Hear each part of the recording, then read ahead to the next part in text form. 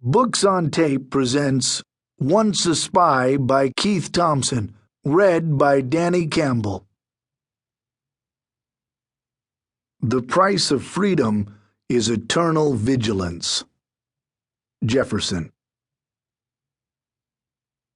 Part 1. Reasonable Paranoia.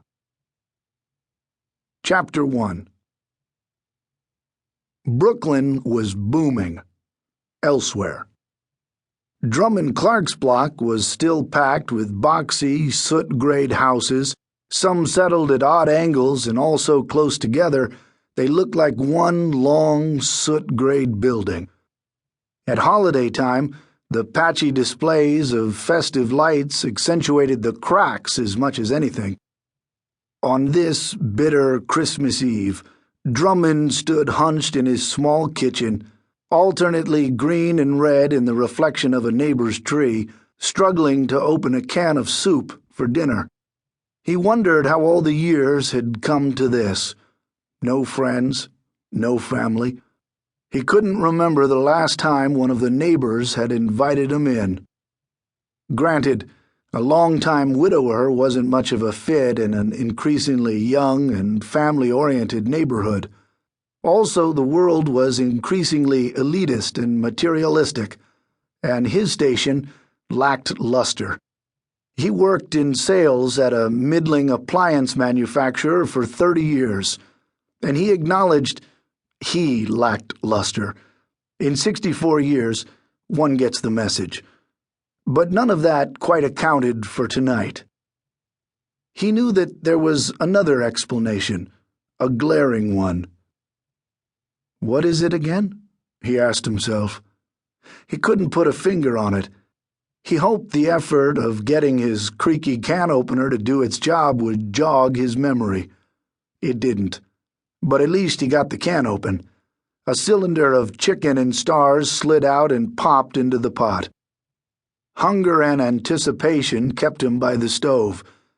When the soup came to a boil, he lifted the pot from the burner and hurried to the worn butcher block table. His bowl, napkin, and soup spoon waited in a neat row. He bypassed the table and emptied the soup onto the waist-high plastic fern by the side door.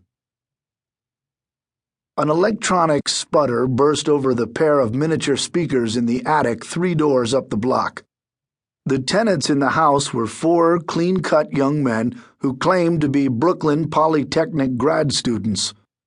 The one who went by Pittman didn't know what to make of the noise. Sitting at the other end of the ping-pong table the grad students used as a desk, Duart appeared equally puzzled. Like Pittman, Duart was a pseudonym, probably chosen at random. Pittman liked to think it had been inspired by Duart's resemblance to Jimmy Stewart. Glancing at his monitor, Duart said, "Whatever the hell it is, it's coming from number 6. Which is 6 again?" "Checking," said Pittman. He passcoded his way into a roster of electronic surveillance devices. Probably one of the fiber-freaking ops. The fiber-optical microphones each operated using light waves transmitted by a cable thinner than a human hair, and they wonderfully defied metal and nonlinear junction detectors.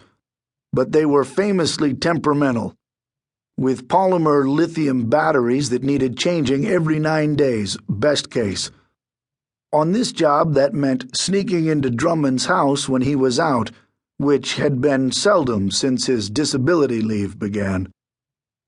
Ordinarily, Pittman would have sent the devices in and out of the house's ventilation system fitted to crawlers, robots the size of a common cockroach.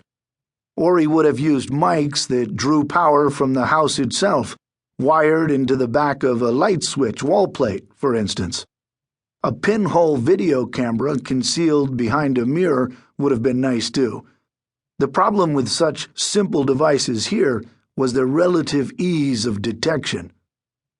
"Yep, fiber op," he relayed to Duart. "In the planter, in the kitchen. Any idea what's up with it?" "A short, maybe." How could that happen? Maybe he thought he was watering the plant.